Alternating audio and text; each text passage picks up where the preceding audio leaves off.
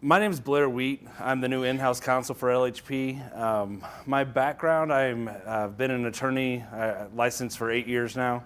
For the last 5 years, I've focused primarily on immigration law. So the benefit is that you have an actual immigration attorney who's in-house counsel. So we do all of your immigration work here in-house. Some of the other responsibilities that I have outside counsel that helps with. But for everything that you guys would need me for, as far as immigration, I do it here. So if you have questions, by all means, my door is always open. I want you guys to always know what's going on with your specific case, but then with the law in general. And so today we're going to talk about H1Bs, but if you have questions that are beyond H1Bs, please ask me. I want this to be very informal. I want you to feel comfortable asking questions. And there's no such thing as a stupid question when it comes to immigration because it's so confusing. Immigration is unlike any other area of law in the United States. The rest of the law follows prior cases. Immigration follows the statute and whatever the person who's sitting there looking at your case feels like that day. So if they had a bad cup of coffee, you might get a bad decision. That's my opinion. I don't know if that's the truth, but we get requests for evidence often. Requests for evidence have nothing to do with you. Requests for evidence have to do with the person who's sitting there has to check boxes. And if they don't check a box, then they're going to send you a request for evidence. That I know for a fact because I've seen them do it. But RFEs are not something to worry about. So just generally, that just means they need more evidence. The only time that you're going to get worried is when I tell you to, okay? I know that everyone's going to be thinking about this. Immigration affects all of your lives in a way that none of us can imagine. Because it determines whether you get to keep your job, whether you get to stay in the United States, whether you get to keep your family here if you have to uproot them. So I understand the anxiety it causes. I've been working in immigration so long, and I've done all different aspects, from asylum to people who are here illegally, now people who are here legally, and everybody has the same general feeling of someone else is controlling an aspect of my life, and I have no say in it, and that's not fair. So today we're going to talk about H1B Basics, basically immigration basics, and then I'll talk to you about the application timing. I know some of you are already holding a green card, holding a H1B, so it might not affect you, but many of you are not. Please have a seat anywhere you'd like. And so I'll talk to you about the timing and then also the process here at LHP. Some other pre-submission issues and post-submission issues, such as travel. People are often concerned, well, if I travel, what's going to happen? We'll talk about our roles and responsibilities and your roles and responsibilities while you're at LHP as far as your green card. I'll give you a sample case, and then we could talk about more examples. At that point, if you want to bring up your specific case, I'm happy to talk through those in a general way. I don't want to disclose any of your private situation. However, often what happens is people say, well, how does this apply to me? And I want you to know that if you're asking how it applies to me, I'd be happy to answer it. If you're happy to share it with everybody, because those examples probably affect everybody. And then we'll get into the Q&A. But before we do the Q&A, I want to also inform you guys about some of the current changes that are going on with immigration law. The executive action and what that means, and then there's 2 bills now in Congress that could have a significant impact on people who are here legally. So we'll get into all of that as we go. If you have questions, please ask me. So one of the main confusions that people have is the difference between a visa and a status. So status, you're an H1B holder. When you're outside of the country, you need this visa. What this visa does is it allows you to walk up to the gates and say, can I come in? Once you walk through the gates, that visa has no purpose. So people are saying, my visa is going to expire, my visa is going to expire. No. Your visa, the permission to enter and exit may expire.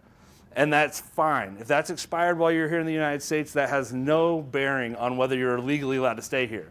This I-94, which they don't even give you anymore, it's an electronic copy, is the actual important document that should really define everything for you. The I-94, and I'll come over here. It gives your I-94 number. This number tracks every time you go in and out of the United States. Now that they're doing it electronically, that number should stay the same unless we file for an extension. So if it's done through Customs and Border, which you're doing at the border, that number will stay the same, and it'll be always match the one that USCIS issues you. It tells you how long you're allowed to stay in the United States. So if this number is coming up to the end and we haven't contacted you, that's something to worry about. You always want to know when your admit until date is.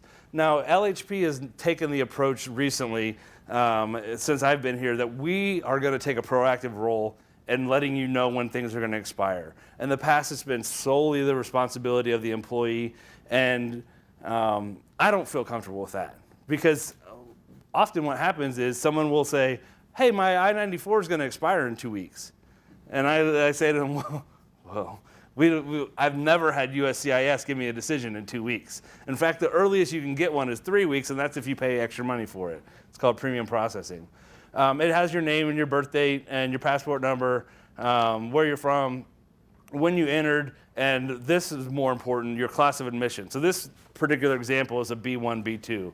Yours will all be H1Bs or F1s if you're a student. This is the important record. They also will track your travel record. You can access all of this online. So I'm sure that most of you are familiar with it. Now, if you leave the country and your visa is expired, you'll have to go to the consulate for restamping. Most of you probably have experienced that as well. If you're an F1, you haven't, because you have what's called DS, duration of status. But if you are, say, an H1B, it says that your passport or your visa expires. What that means is that you're not allowed to walk up to the gate. You can't walk up and say, let me in. They'll say, no, you don't have a valid visa. So you go to the consulate, they stamp it, they look at all your documents, make sure you're still working for LHP. Elizabeth provides you with travel letters, so when you let us know you're going to travel, she gives you everything that you need to walk up to the consulate and say, give me another visa. And they'll issue you another visa, and it'll be valid for 3 years or 2 years or 1 year or whatever they feel like issuing it for.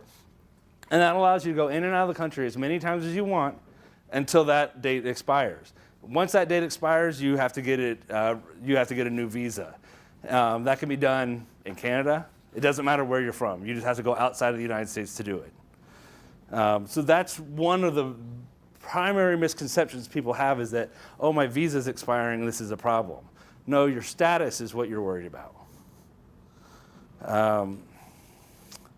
So a lot of this I just talked about, but the H1B is a non-immigrant visa. What that means is that, green card petitions are immigrant visas. I intend to immigrate here.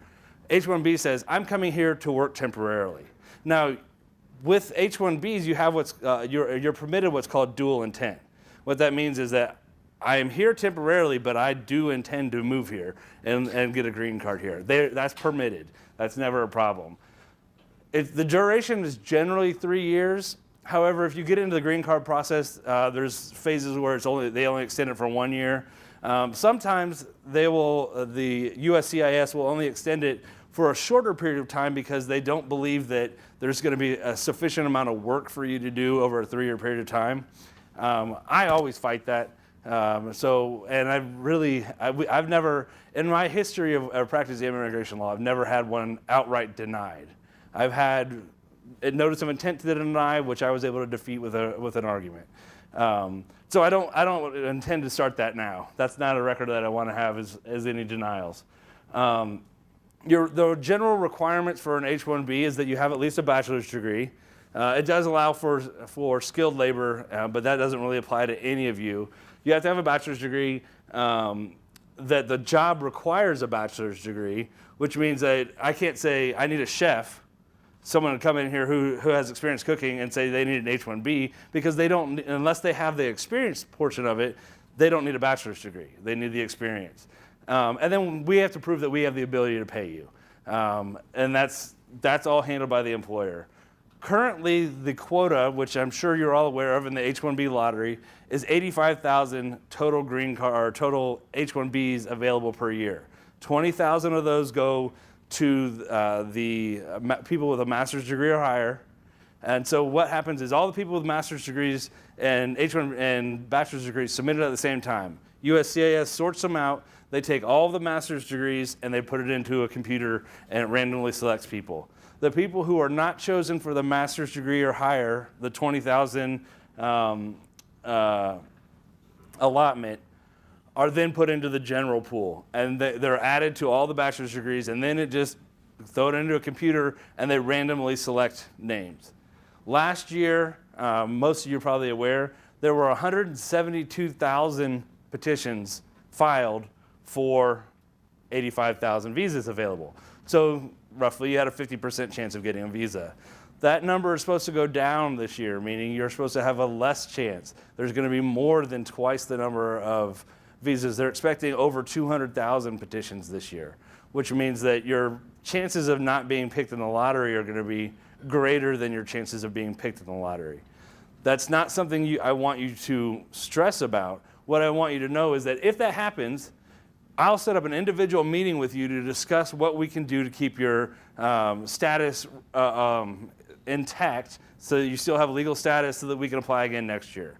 And that all deals with where you are in your OPT or CPT. So we would talk about that individually. Last year, the number was 50%. However, we only had 8 out of 40, I think that's right, 8 out of 40 people denied. So we were above the average. There's no the average is nationwide. It has nothing to do with LHP. So everybody could be selected or nobody could be selected. And that's just kind of the reason why it's called a lottery, is that there's just no way of knowing. Now, there's going to be good news in the end. In the end of the presentation, there's going to be good news about all of this. But as it stands right now for this April, there's only 85,000 visas available.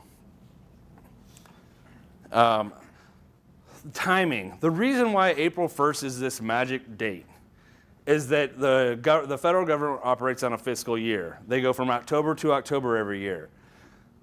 On October, that's when all the visa numbers are issued for the following year. So right now we're applying for, in April, we'll be applying for fiscal year 2016 visas.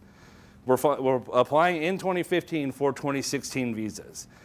On April 1st, that is exactly 6 months in advance of October 1st. That's why per the USCIS policy, you can't submit a petition more than 6 months in advance of when you would actually be able to start your job. So April 1st became this magic date for people who are foreign nationals who are here on student visas who want to become H1Bs simply by the government's policy. So the lottery system was implemented basically because people are oversubscribing. We're having more people file than there are visas available. And so once they hit 85,001 visas, they put it in the lottery system. And everybody who goes beyond that in the first 5 business days of April will be included in this lottery. So this year it'll be April 7th is the day that it closes, because April 1st is a Thursday, Friday, Monday, Tuesday, Wednesday. Those 5 business days, all the petitions they receive in those 5 business days will go into this lottery. And as I said, they'll separate it by the master's degrees or higher, and then move down to bachelor's degrees. At LHP, this is how our process works. So first, your manager and HR your manager. I mean, HR basically just says they have a role in it, but they don't say whether you can or cannot be selected. What they say is that if your manager has approved you, then then HR and the legal department looks to see if you're actually eligible, meaning you already have your bachelor's degree, that your position requires a bachelor's degree, all of that. For the most part, if you're working for LHP, we intend to file an H1B for anybody who's currently employed with us on an F1 status. And the reason is that we need the people to make our business run.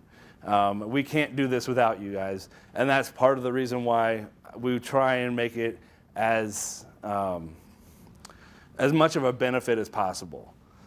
Now, we have recently, meaning since September, moved to an online software program. It's cloud-based, and so each of you have an account, whether you know it or not, you have an account with us.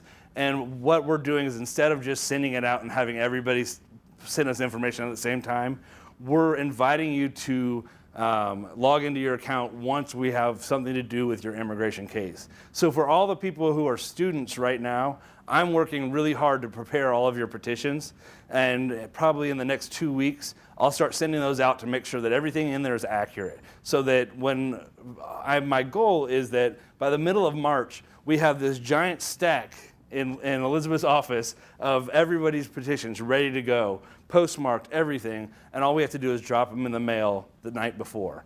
So that way everybody gets filed on the same time at the very beginning, and no one is going to be eliminated from the visa lottery based surely on the fact that we filed it too late. Now, the visa lottery will still apply. There's nothing we can do about that. However, in advance of it, in order for us to meet our goals, I'll get the students involved in it as soon as I get to them. I'm working on them diligently. So you'll have an e-air account. There'll be questionnaires that'll come to you. In the past, we've done paper questionnaires. Now it's all electronic. Those correspond to a specific field. One of the complaints that I heard when I sent a survey out when I first started here was that there were too many errors in our petitions, and part of that is because we get a document, usually it's handwritten, that we then have to enter into into the forms, and so there's just an added chance of error by us entering your names. You have a better idea and an understanding of your name and how it's spelled and all your demographics.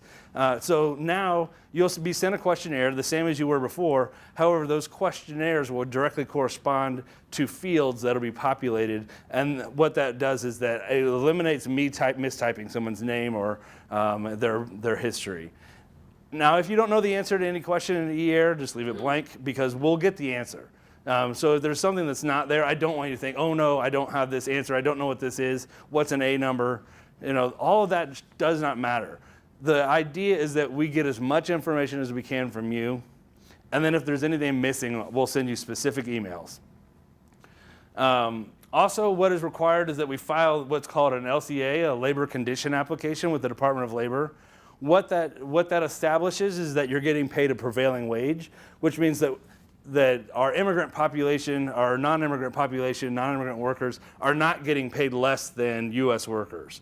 That's a common misconception that people have, is that, oh, well, immigrants drive the wages down because they take lower wages. Well, that's just not possible. In fact, the Department of Labor won't approve it, and if we're found to not pay you the prevailing wage, then we get significant penalties, including going to jail. And I'm not going to jail for any of you. That's just not what I'm here for. So the LCA, it also says that we have tested the market and we've tried to hire U.S.-born people.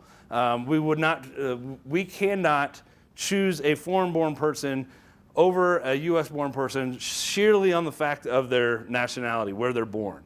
Now, if your skill set is better than a U.S. citizen, then we're going to pick you. It's just as simple as that. But these are tests that the Department of Labor says we must pass in order to hire someone who's at H1B. It takes them exactly 7 days to process this. So I will be submitting your LCAs sooner than April 1st because we need to have them and we don't want to wait for a backlog. What that means is that it might cut off your total validity time. Don't worry about that. All that can be corrected simply when we file your extension. So you might see on your approval that you're at the beginning of September, even though your H1B started in October. That's not a problem. We can correct it later. That's just so that we don't miss out on getting all of our LCAs because they won't accept the petition without the LCA.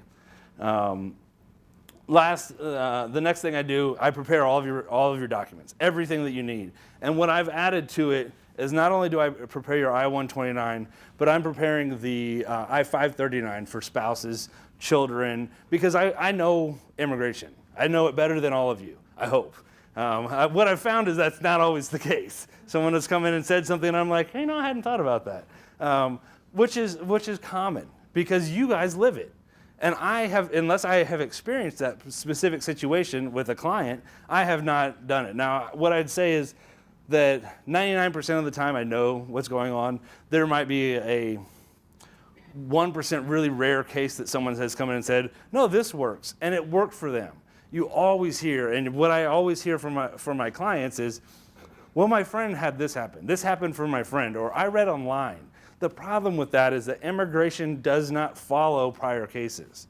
So what happens in your friend's case does not always mean it's what's going to happen in your case.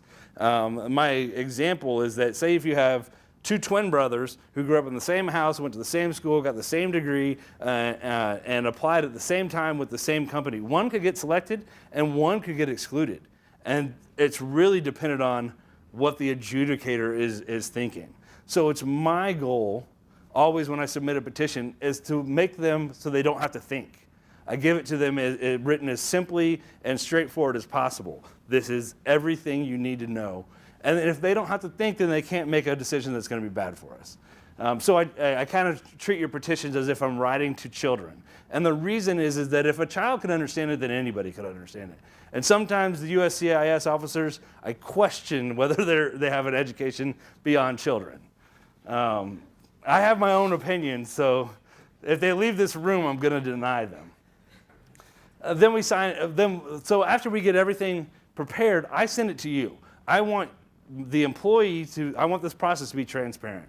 I want the employee to have the last say in, hey, you misspelled my name. Hey, I didn't have that work experience. I want this to come from the employee. So the last person who will have authorization, who will authorize it, is you. I always want you to know what's going on in your case. As Elizabeth and I master the e-air, it's e-immigration air is the online profile. You guys are going to have access to everything that's going on. Right now, since it's brand new, we don't exactly know what you can see. So we haven't granted a whole lot of access. We've granted access to what I need you to see, not what you probably want to see. As we learn how it works and how we can limit access so that I don't have you guys going in and changing things that I don't know about, because then that could really affect your case. If you are thinking in the middle of the night, oh, I should have added this, and you guys are going in and typing it, and then I submit one that was a previous version because I didn't know you changed it, that's bad. So we try to avoid all the bad things. Then once I get an approval from you, then I sign it and HR signs it, and we pack it up with all the supporting documents. That includes all of your passport, I-94, job offers, everything that's on a list that we send to you. We do all of that, and then it's ready to go. This is the same process that will happen for extensions. So if you're eligible for an extension, we'll go through the same process. So in this situation, say you're a student and you're supposed to be graduating this year. So you're graduating in May, and we're supposed to be submitting in April. What can you do? This is a little bit more difficult to do, but you can get a letter stating from your school that you're going to finish in April. This is what you're going to have. You're going to have a bachelor's degree. You're going to have a master's degree. You're going to have a PhD. And we can use that as support because by the time they adjudicate it, you will have that in your hand. The adjudications, it's not until May 30th that they've even finished the lottery. So if at this time, at the time of April, that you don't have your petition, we'll still file for you because that gives you another chance, in case you're not picked in the lottery, that you would be eligible for the H1B. So for instance, if someone's not picked this year and they just graduated last May, and they're not picked this year, they still have OPT and then the remainder of their OPT and then their STEM, which allows them to have valid status to stay in the United States, so we'll apply again next year. We've had people who have not been selected two years in a row, and then we're able to do CPT, and so they get 3 bites at the apple. We try to keep your cases live as long as we can, and to pull out all the stops in order to get you an H1B. The other issue that comes up is people wanting to travel. If you have an approval notice, and you leave, so if we filed your petition and you leave the country, that's fine. You just won't be able to come back until September 20th. You can't come back until 10 days before the October 1st when your H1B would start. So if you leave the country before April, so if you're in April, if we file for you and you leave over that summer, you will not be able to come back and start and work until October. What it's called is a cap gap. So you probably heard of the cap gap. If somebody's on an F1 and their OPT ends in May or June, and that between June and October they don't have any visa, they don't have any eligibility to work, the law has allowed for them to do what's called a cap gap. If you had eligibility to work and an F1 at the time we filed, then you can continue to work and you can continue to stay in the United States legally, even though everything else is expired. That's cap gap. Cap gap also applies if your work authorization ends. Say you're on a STEM and your STEM ends in February, but we file in April. That's still within 60 days of your F1 ending. So cap gap will allow you to stay in the country, but you won't be able to work because you were not work authorized at the time of filing.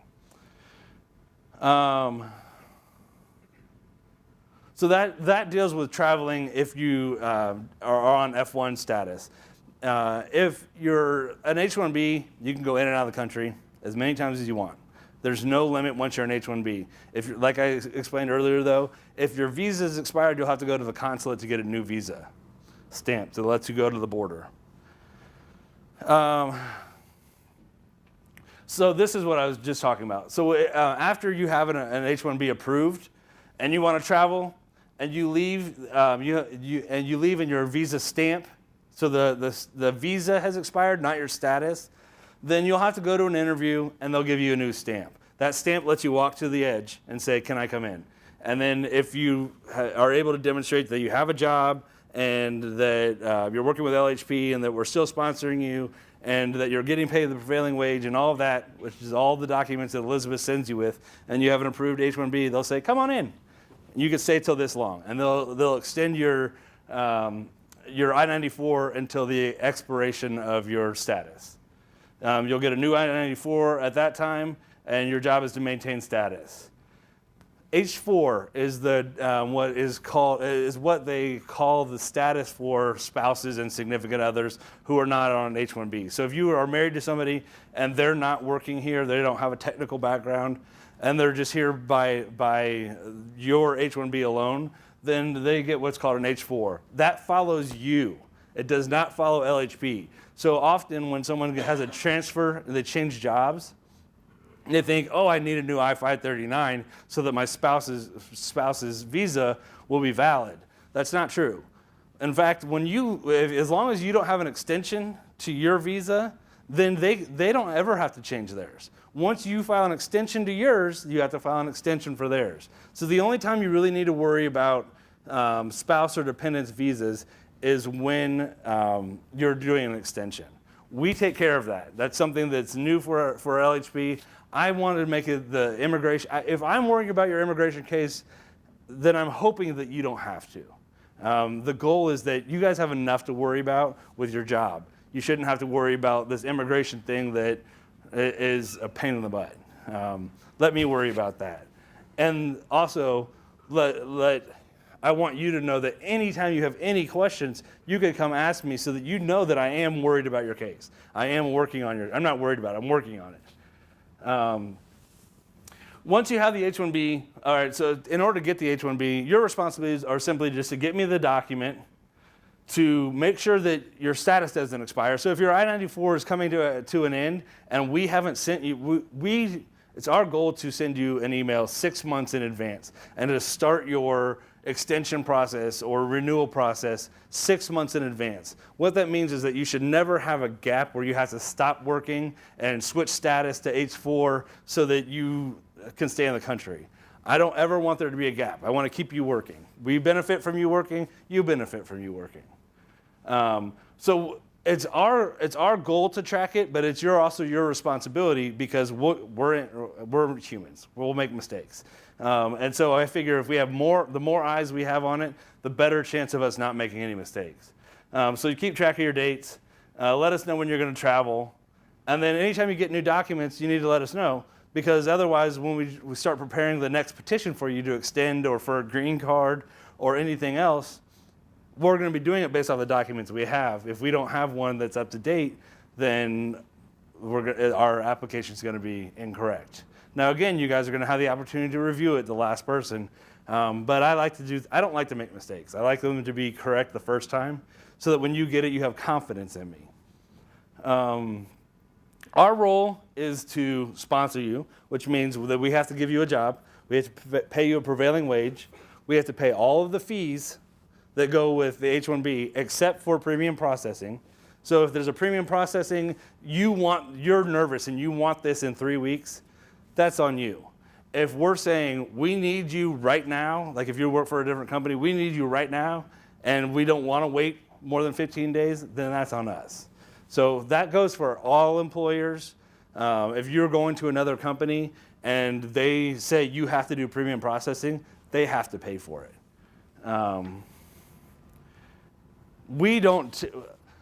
The reason also why I get in touch with you 6 months in advance is that we won't need premium processing. You won't have to incur the extra $1,200 and some odd change expense, and neither will we. I don't want anybody to be spending money on immigration if they don't have to. So as I said, a sample case. So Alex is from South Korea, and he came to the US on an F1 visa and is getting his master's degree in electrical engineering from the University of Kentucky in May. Since January 2015, he has been working at LHP on his OPT. His title is software developer, and his salary is $61,000 per year. Alex loves LHP and wants to work here for the next 6 years. He wants to apply for his H1B visa. In that situation, if you're working for LHP, I would say 9.5 times out of 10, we're going to sponsor you. That's only if there's a poor performance issue or an attitude issue of not getting along with people that we wouldn't sponsor you. I've never seen it, but I've only been here for 6 months or 8 months since last June. So I haven't seen it, but George has also been very open and said we don't often not sponsor somebody. Now, if you're here and we sponsor you and we decide after 3 years that things haven't turned around, we might not extend it. But I would never leave somebody I would never leave somebody hanging. I wouldn't say, well, let's not tell them until their visa is going to expire, and then we'll tell them, and then you're left with this. Oh God, I got to get a visa today, or I have to go home tonight. That's not. As an immigration attorney, I represent LHP, but I want to protect your interests as well, because I know that for immigration purposes, it has a significant impact on the rest of your life. Whether you're here or somewhere else, you don't ever want to get kicked out of a country. It's not good. So I do anything I can to avoid it. So in the situation where Alex is supposed to, this is what I was talking about earlier. He's supposed to graduate after the H1B filing. You get a completion letter from UK saying he will complete it in 3 months. And then we complete the packet like we do for everybody else. Chances are, just my guess, is that we would get an RFE on that case saying he doesn't have a bachelor's degree, send us proof that he has a bachelor's degree. And then we would send your transcripts and your diploma and prove that you do have it at the time that they adjudicate it, which could be September. Just because we file it in April does not mean it gets processed by normal processing timelines. It gets processed when they get to it, and it'll take 4 to 5 months from when they get to it. 2 to 3 months. Is it 2 to 3 months right now for I-129? You don't know? A little over 2 months. A little over 2 months. If part of the sample case, so we would file your LCA sometime in March. Then we could prepare your I-129. And then I've added this. We're doing your 539 now. So if you have a spouse and I send you a petition to review and it doesn't have a 539 that talks about your spouse and your spouse's documents, you need to let me know. Because if I don't know, and you didn't fill it out in your questionnaire, then I don't know that you're married. and that person doesn't exist to me. They only exist to me is if you let me know that they exist. I don't know everybody, and I certainly don't know everybody's family. So if you have a child that I didn't include that was not born in the United States, let me know. It's really easy for me to fix it right now. It's not really easy for me to fix it if we filed everything, because then we can fix it, but we would have to wait until you get approved, and then we could file for the spouse or the child. But in that time period, if they don't have any status, like if they're dependent solely on you, then they're going to be out of status. And what that can mean is that they could be deported. And we don't want that. We don't want your family to get deported, because then you won't be thinking about your job. You'll be thinking about, how do I get my family back? When I give you an example, it's probably something that's never, ever happened before. But I always think of the worst case scenario, because if I plan for that one, then we'll never have a problem. This is just an idea of what the LCA is. You can always check this. This is part of the FLC data center, so the Foreign Labor Certification Data Center. It's part of the Department of Labor. And what it does is it breaks down, so for this person, there were software developers applications. Well, that's just such an amorphous title. It includes controls engineers. It includes software engineers. So it doesn't make any rhyme. There's no rhyme or reason. All you have to know is that what we classify you as is the one that you want to check. But then these numbers change just about the end of every June. So you want to make sure, if you want to make sure that we're paying you the prevailing wage, then you would look at what the prevailing wage is based off of level 1, 2, 3, and 4. It's usually based off of how much experience you have or the level of degree. So if you have a master's degree, you're at least a level 2. This is something you're probably never even going to see. You don't have to worry about. But if you want to keep me honest, then by all means, it's out there. It's part of what the Department of Labor puts together to make sure that someone's being paid the same wage that a U.S. employee would be paid in that particular county. So it's based off of a prevailing wage for Michigan, Bartholomew County, or Oakland County is not the same as the prevailing wage for someone who's here in Bartholomew County.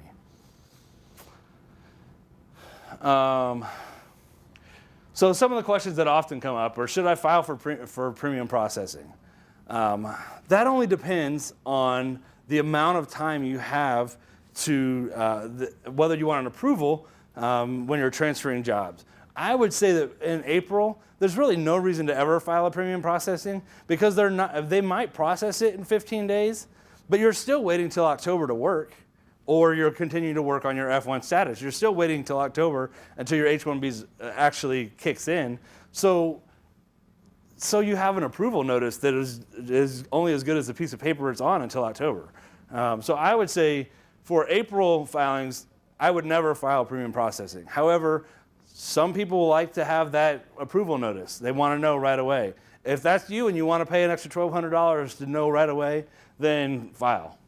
How long does it take to get an approval? 2 to 3 months. That doesn't apply for the H1B filing in April, because they have until October to process them all. Since they get 172 applications and they're processing 85,000 at the same time, those timelines go much further. In fact, they might not start one until July 1st, and you might not get it until September 15th. In my experience, it's never gone past October 1st, but it has gone all the way up till September 20th, which is the last day, or is the first day that someone could come into the country if they're outside of the country. Can I work and go to school? If you're on an H1B, yeah, you can take classes. I don't know if you're going to have time. Now, if you're on an F1, yeah, of course. If you have an OPT or a CPT, you can, of course, work and go to school. Most of the people who are on CPT have to work and go to school. What I would say is that if you're considering this, come and talk to me so I can just make sure that you understand completely what your rights are. I already had an H1B in 2011. Do I still have to file in April? No. If you had an H1B from another company, well, let me qualify that. No, if you have maintained status. So say you got it in April of 2011. Well, this is a bad example because it's old. Let's say you got it in 2012 and you had 3 years. So 2015 is when it's going to expire. 6 months in advance of when it expires, we can file an extension. You're not subject to the cap again. You only have to be subject to the cap one time in your 6-year period.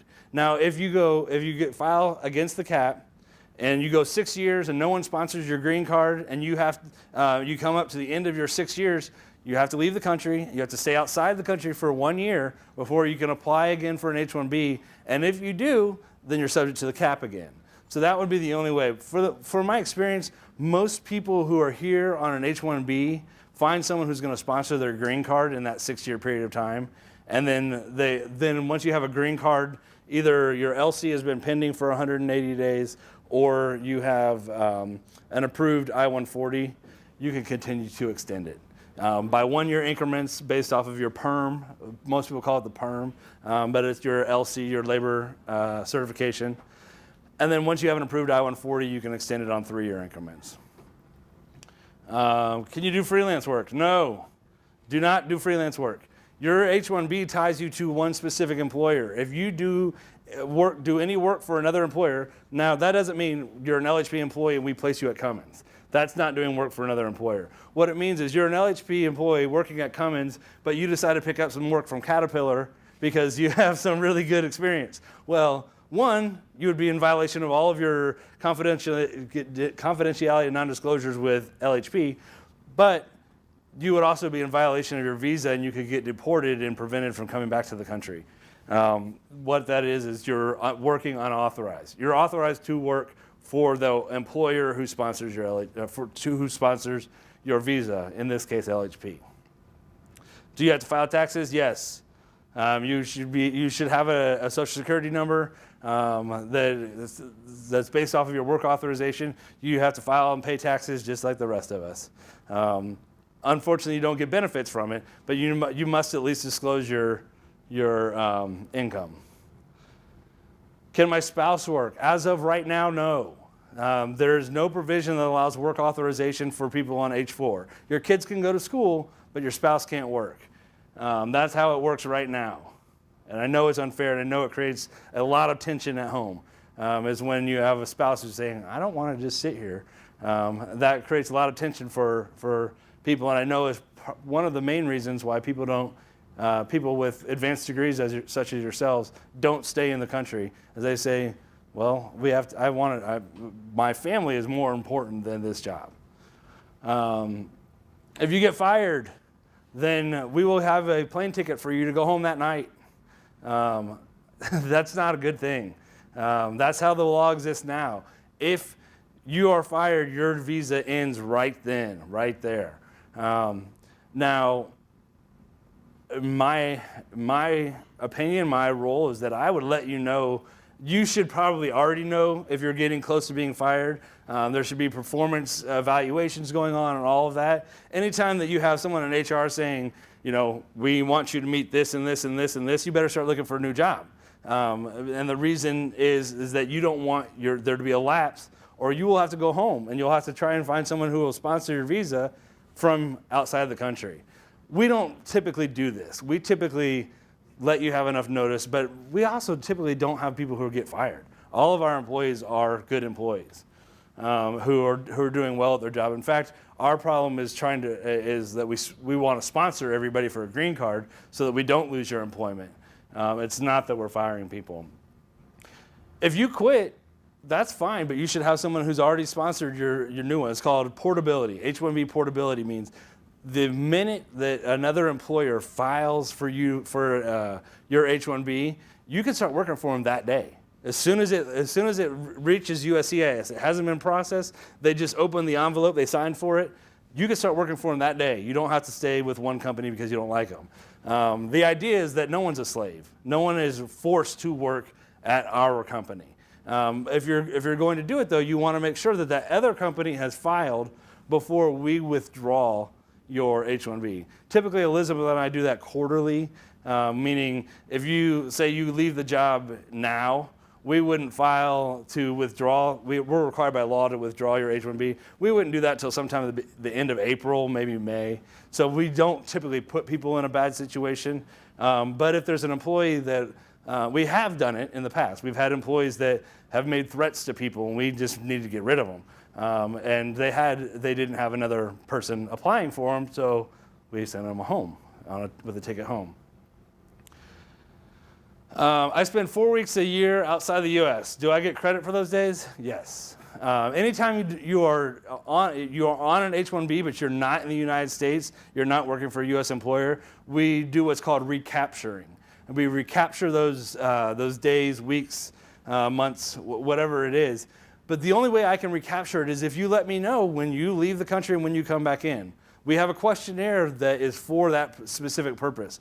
I have yet to see someone complete that questionnaire. So if you don't tell me, I'm not going to recapture any time because I don't know about it.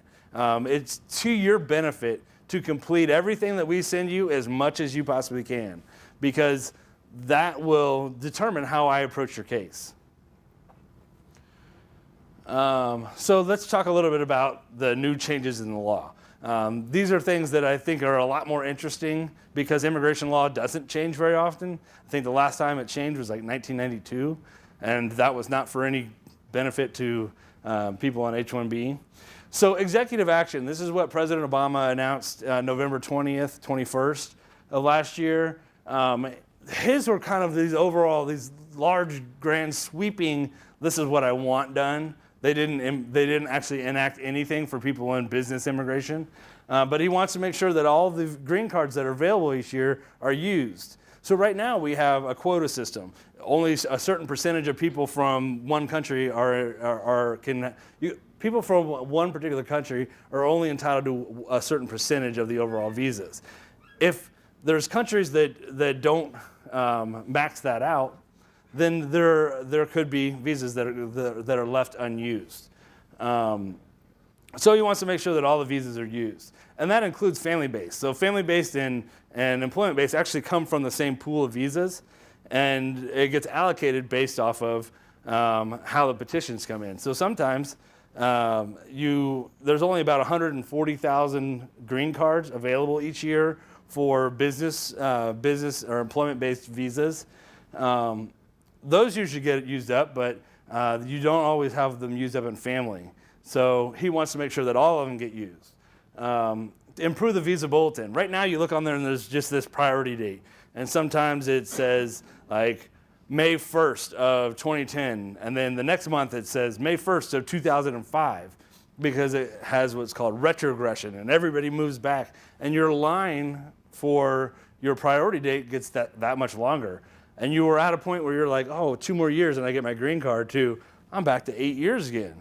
They're trying to they want to clarify that so that people actually know what's going on because it doesn't make a lot of sense. It has to deal with the number of petitions that were sent in a particular year, how many children, or if they have a spouse. All of those spouses, children, and the primary are all counted against the green card visa.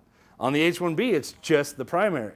So what we have is a whole lot of people here on H1Bs who would be eligible for a very small number of green cards. They want to have you understand. They want to clarify the portability, meaning I want to change jobs because I want more money and I want to do more things. They're trying to clarify that because right now how it works is that until you have that approved I-140 for green cards, you have to stay with the same employer. If you leave before that I-140 is approved, you got to start the whole thing over again. Sure, they might be able to recapture your date, your priority date, but only if you have an approved I-140. So what I've experienced is that people have left. So we filed the LC, and we got all the way through. We have an approved LC, and we filed the I-140, and they leave. Well, that I-140 is no good for them. They have to have it approved, which means when they go to the next employer, they have to go back to starting with advertising or starting with a prevailing wage and then advertising. So that could add 2, 3, 4 years on to your overall 6-year limit. So they're trying to clarify that. Natural interest waiver for business, that applies to entrepreneurs. If someone wants to start their own business, they want to have a waiver that allows them to stay in the country. That's also this advanced parole. Work authorization for spouses, for people who are, for those who are in the green card process, who have an approved I-140, they're proposing to make work authorization available for their spouses. They're also talking about expanding and extending the term that you can have for OPT, so that people who don't get picked in a lottery this year and don't get picked next year and don't get picked the next year don't have to leave, because the U.S. has an interest in people who are highly educated. And then they're going to talk about L1s. L1s are intercompany transfers that probably won't apply to any of you. It applies to people at KPIT or Takata who are working in, say, India, and they want to come to the United States to work for the same company. These next two are really cool. So right now in the House, this was introduced, I think, like December 23rd, 22nd. The Skills Act, this is in the House. Increases the green cards available from 140,000 to 235,000. Creates new preference categories for people with master's degrees in STEM degrees, or a STEM master's degree or higher. It creates a different one for people with a PhD, where you automatically get a green card. And then it increases the H1B cap from 85,000 to 195,000. So that's what's going on in the House. What happens is that it has to go through the House, pass the House, then it goes to the Senate, has to pass the Senate. This is kind of how a bill works. And then it goes to the President's desk, and he has to sign off on it. So what's really interesting about this is that's what's going on in the House. This is what's going on in the Senate. This was introduced on Tuesday of this week. Increases the number of H1Bs from between 115,000 and 195,000. So they're talking the same language right now. What it means is that at 115,000, there's always going to be the lowest amount is going to be 115,000, and then it works on this sliding scale. So how the sliding scale works is after 45 days, so you won't have the visa lottery. I think that's the biggest part of it, is that if they get, say, 150,000 petitions on April 1st, then they'll process through to the 45th day, those 115,000. On the 46th day, they issue another 20,000 visas. So they'll be at 135 from day, and I'm trying to remember because it just came out, 45 to 60, they'll have 20,000 more. So we'll be at 130, 140.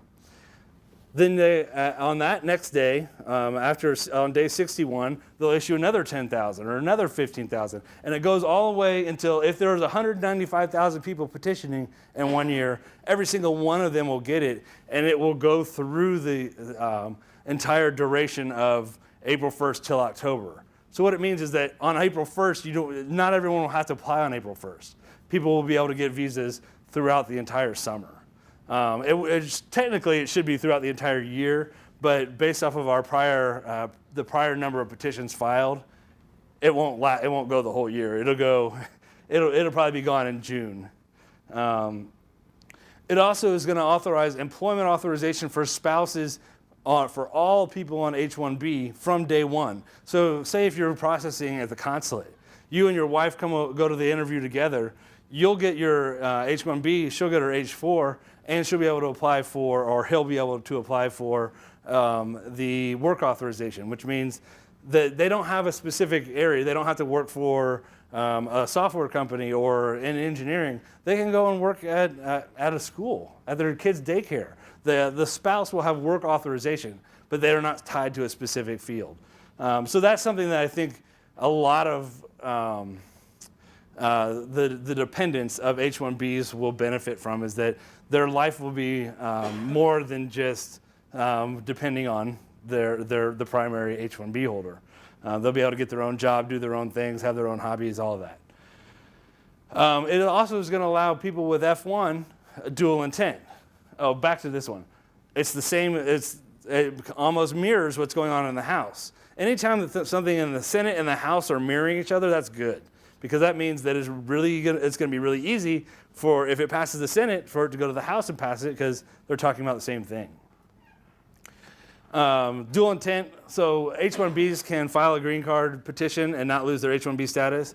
It's proposing that F1 students can do that too. So if you have someone who wants to sponsor you, they're in school, you're a high performer, then they might say, okay, well, we'll sponsor you for a green card so that when you finish school, you have a green card. You don't even have to worry about the H1B. As it stands now, you can't, if you file for a green card while you're a student, you lose your student status. It's going to increase the number of green cards from 140,000 to the same number, 226,000. So I'm hoping that they actually talk to each other, and which in Congress, if you've followed the U.S. politics, I don't think they talk much to each other over the last 8 years. The really great thing for people, especially for people from India and China, is that all the numbers that were unused since 1992 are going to be reissued. What that means is that we have these priority dates for India that are in 2005, and for China that are in 2010. By reissuing all of those visas, the idea is that it's going to clear that entire backlog. There's not going to be a priority date. You're going to be able to file your I-140 and your I-485 at the same time. That's going to be for everybody, from India, from China, and from anywhere else in the world. And then going back to what President Obama said, they want to make sure they use all of the green cards available in that year. So those are the exciting things. Now this one, in the statute, it said that it's supposed to take effect on October 1st of 2015. So if it goes through and passes, this could be the situation next year. So people who have a green card pending might actually get that green card and not have to wait another 15 years. So that's good news. If you don't know, I write a blog. It was something that my boss here told me I needed to do so that everybody, all the employees would know what's going on with immigration. One of the main criticisms that came back on the surveys that I sent out when I first started was that we don't inform you about immigration. You don't know what's going on with priority dates, that you don't know what's going on with the kind of the laws. And so I have taken that feedback and created just that. It's a blog written in plain English. What I do is I take the statute. So under this in plain English section, I take the statute and I break down the really complicated statute into about 2 pages. Lawyers are notorious for writing things so that nobody can understand them. So you read a statute and it says it refers you to go to this section of a different code, which then refers you to a different code, and then you play this game and you're like, what does it mean? So what I've done is I've said, this is what it means. And I've written about H1Bs, green cards, students. I have yet to write about L1s because I would have written about L1s, but we've had this section. This in the news, and in there I have a separate page for students, a separate page for H1Bs, a separate page for green cards, so that you can go and get news just about that specific topic. So if you hover over this, it'll bring down a drop-down menu, and you can go get all of the current changes going on with immigration reform. And then there's archives and all of that. One thing I want to point people to, though, is this ask a question.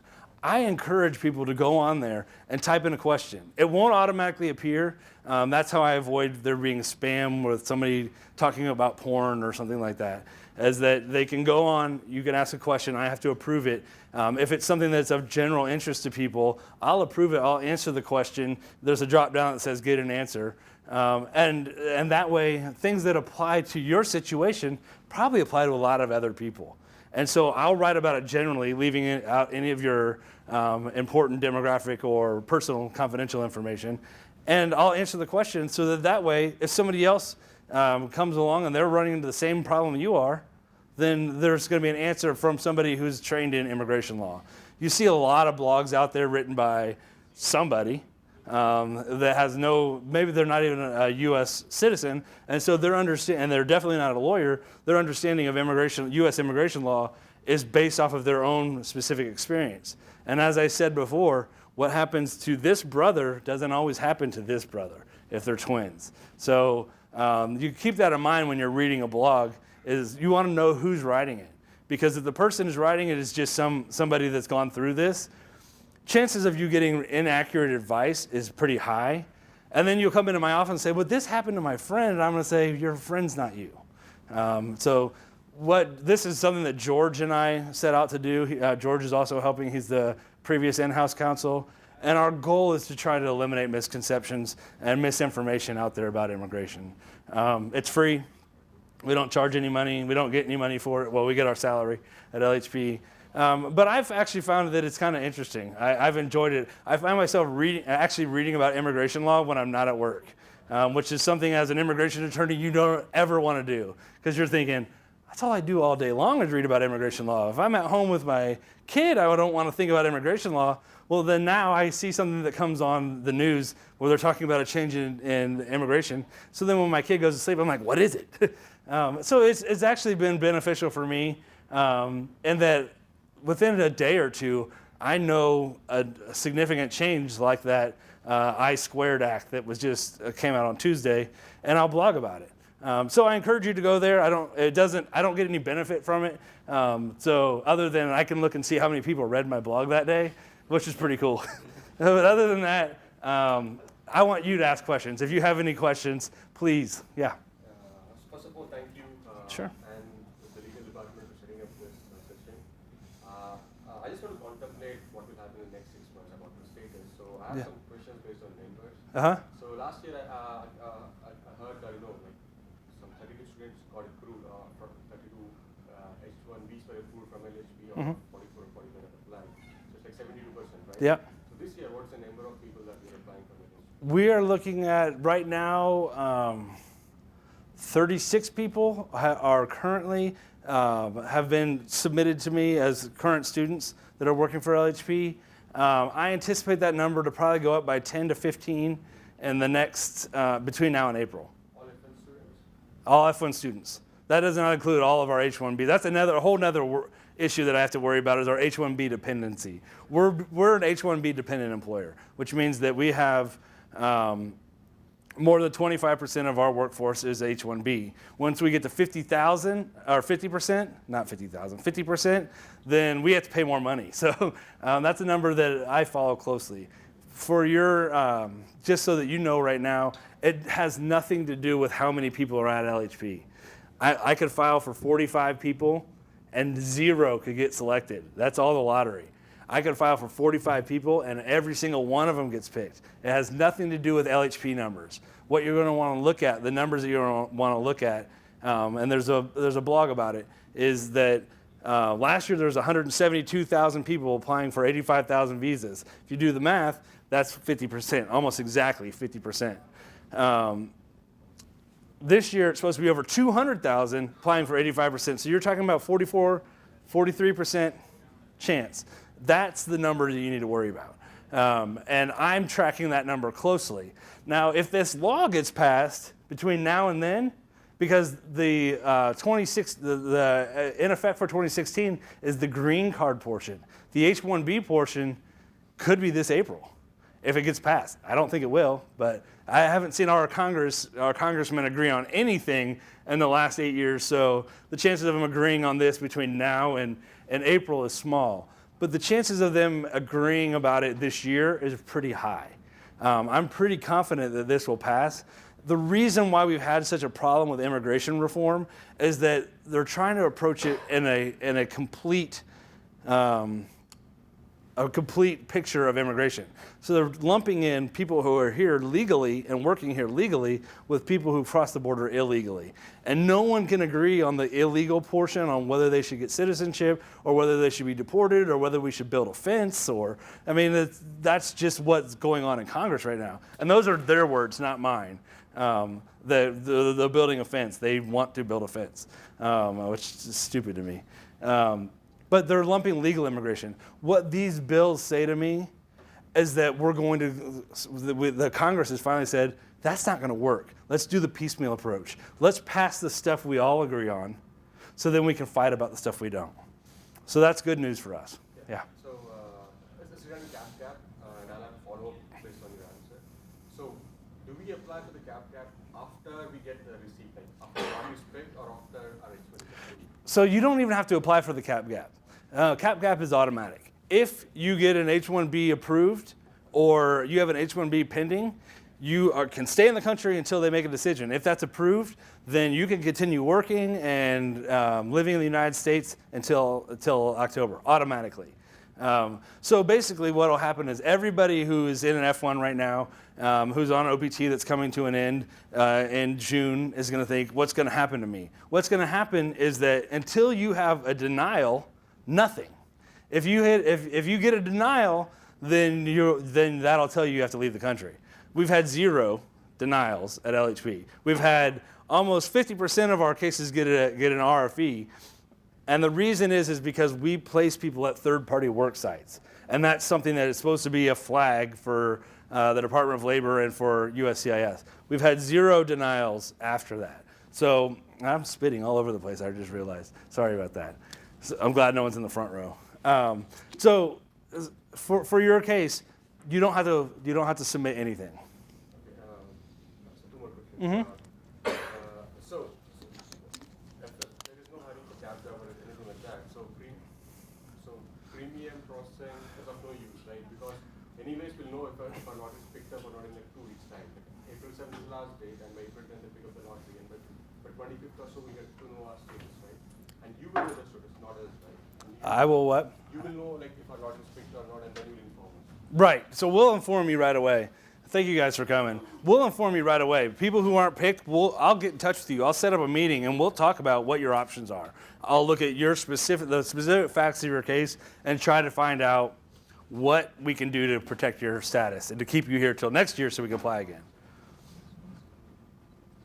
So to answer your question, I guess, premium processing, in my opinion, is worthless for this time period, for the April filings, because you still have to wait till October for it to work. And in any other time, like if you're changing jobs, if you change jobs and the current job files to withdraw your H1B before the next job files to transfer you, then you leave. You don't have a visa. You can't transfer something that doesn't exist. Yeah. So if our OPT extends from June, as you said, like our OPT extension,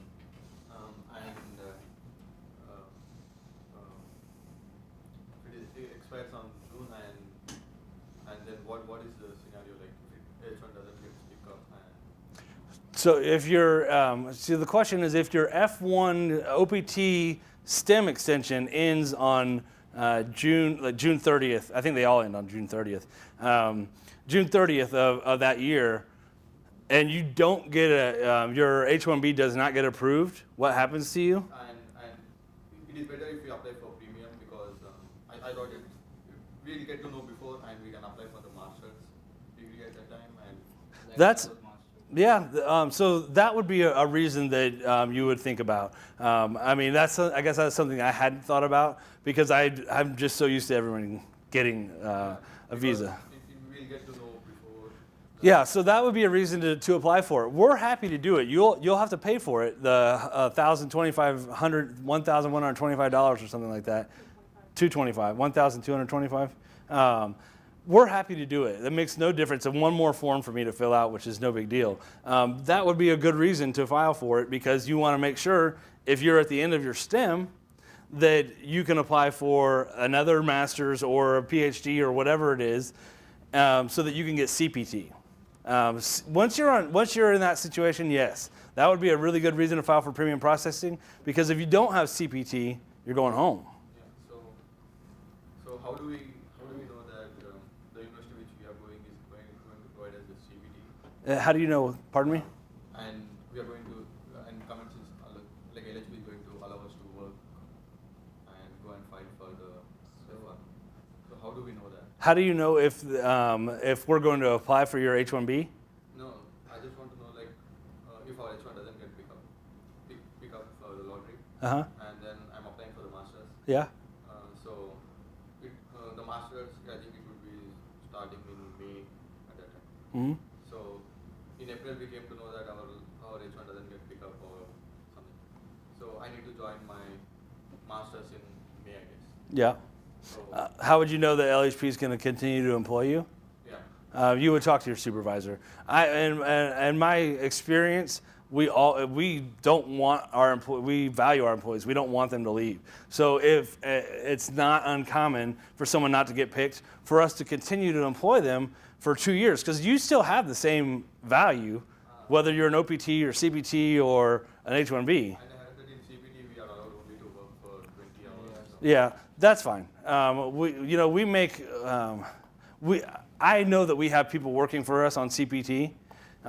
We make the accommodation because our overall goal is to get you here working for a long period of time. And so if we have to make accommodations, like we've had people whose OPT work authorization ends in February, we apply for them for an H1B knowing they can't work for us again until October. That's happened more than once. So what I would say is if that situation happens, you and I will be sitting down talking about all of your options.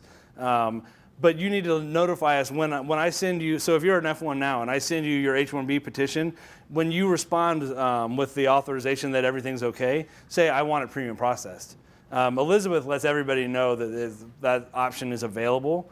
And then if it's done, then we'll send it premium. So from our standpoint, it makes no difference because the fee's on you. I'm happy to file every single one of them premium processing. What that means is that I'll know right away in 15 days whether I have to start doing the second plan of what do we do now. So that's completely up to you, though. I would never tell someone they have to pay $1,200 for something that they still can't benefit from until October. The good thing is like nobody It will get will be only useful for the people who are on OPD extension actually. Yeah, you're right. That's a It's going to expire in June. that's a very good reason. Now, I mean, there's no way around that. You know your situation. Like I said, you know your situation better than anybody else, and you have to make the best business decision for yourself. So if that is paying the $1,200, so I know right now, so I can go apply for a master's program, then do it. Does anybody else have a question? Yeah, Yes. question. I heard about you were just talking about the OPD will be extended. Mhm. Now it's 29 months. Yeah, they're talking about it. We're Yeah. talking about it. Okay. So it hasn't happened yet. The idea is that they're trying to get this stuff processed. The timeline that President Obama put on them was 120 days from November. So that'd be right around March, November, December, January. Yeah, the end of March, beginning of April 1st is probably right when they should have that in place. So they're talking about extending the amount of time someone can stay on STEM. They're also talking about that person on STEM being able to have a green card stapled to their application. What that means is that if they change priority dates and all that, what I can say is that until it's written into law, don't count on it. I mean, I have a lot of confidence that they're gonna start coming to an agreement because there is such a problem, and for the tech industry, the lobbyists are very powerful because the country is dependent upon technology now. And so they have lobbyists, Mark Zuckerberg and everybody else, Bill Gates. They have tons and tons and tons of lobbyists with millions and millions and millions of dollars, taking these guys out to dinner and saying, hey, well, why don't we pass this part of the law? Why don't we pass the part that's going to benefit the people who are skilled workers? Because if we don't, they're going to go back to their country and our economy is going to collapse because China and India or somewhere else in the world is so much further advanced than we are. And we're dependent on them for all of our technology, which we kind of are anyway, but that's neither here nor there. The idea is that these lobbyists are going to say, if we do this, we're going to have a major problem with our economy. And the senators are going to say, well, then I won't get reelected, so I better do something. That's the whole goal. Any other questions? LCA is applied only once, right? Once you get into companies, but it's every year. No, LCAs are applied at the beginning of your visa. So if we're filing at the beginning of your visa, we file an LCA.